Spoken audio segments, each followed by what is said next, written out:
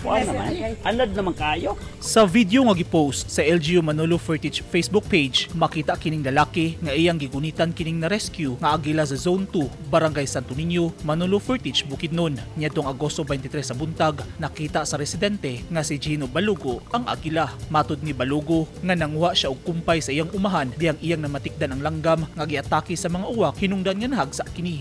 Daling gitabang ni Balugo ang agila ug gi-turnover sa dayon niya kini sa usa ka Cristiano Lucero nga usa ka empleyado sa Local Disaster Risk Reduction and Management nga residente usab sa ilang barangay. Nakadesisyon si Lucero nga ipebalo sa Municipal Environment and Natural Resources Office kung mendro ang insidente. Mirespondi dayon ang mga labaw sa Wildlife Section sa DNR Sendro sa Manolo Fertich sa lugar. Nasayran nga usa ka Philippine Hawk Eagle ang nakita sa residente nga si Balugo. Nasuta nga naa sa maayong kondisyon ng agila. Gibuhian sabdayon balik ang langgam sa susamang adlaw sa susamang lugar.